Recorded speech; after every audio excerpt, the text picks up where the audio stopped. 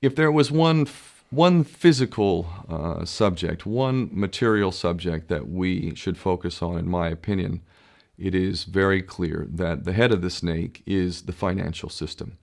We can argue till the end of time about who runs the world. Is it the Jesuits? Is it the reptilians? Is it the Illuminati? Is it the Freemasons? We can go on and on and on and on about this. But I don't think it is reasonable to even begin arguing about the mechanism that is used to exert this control. The mechanism is finance. The whole point of finance is to indebt, otherwise to enslave. What is a mortgage? I mean, what does that stand for? It's a death grip. So when you get a mortgage, you have a death grip held over you because you are in debt. You don't even own the house. The bank owns the house that loaned you the money to buy the house, unless you're fortunate enough to have all the money to buy it outright. And even then, you can be taxed by the government, and if you fail to keep up with those taxes, the government can then take it from you. The whole system is based on a financial fraud, which effectively takes the power that we have and it gives it to a tiny group of individuals who are running the world through the control of finance. With the infinite supply of money that we have allowed them to take, they have literally an infinite supply of money, and with that money, and from their psychopathic point of view, they have bought everything and everyone who can be bought.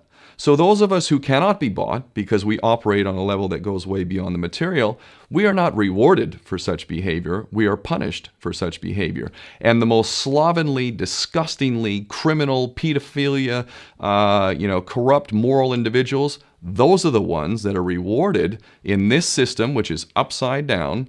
We reward the pedophiles, we reward the corrupt, we reward the liars, we reward the people with no morals at all, and usually we compromise them under this system in terms of maybe a videotape. Maybe Barack Obama is gay. Maybe we have videotape of him having sex with another man, or perhaps some other acts that may be not so popular amongst many of the electorate. Or maybe we have videos of political leaders having sex with little boys or little girls. If I was in charge of the world and I was a psychopath and completely drunk on my own power, you can bet damn sure that's what I would do. I wouldn't allow anyone in a position of power who wasn't completely compromised. When you have an infinite supply of money, you can do this. Take that supply of money away, take that power back, put it in the hands of the people, get rid of fractional reserve banking, which is an obscenity in itself.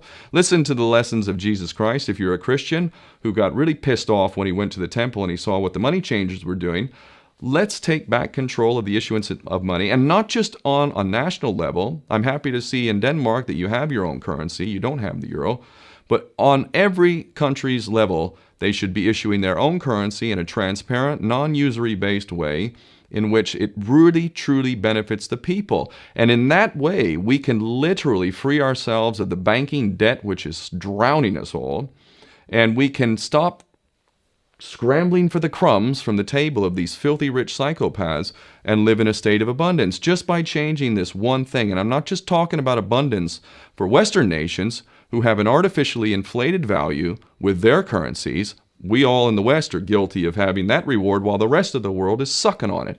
Every nation in the world can use a sensible financial policy to liberate themselves, to have world-class education, infrastructure.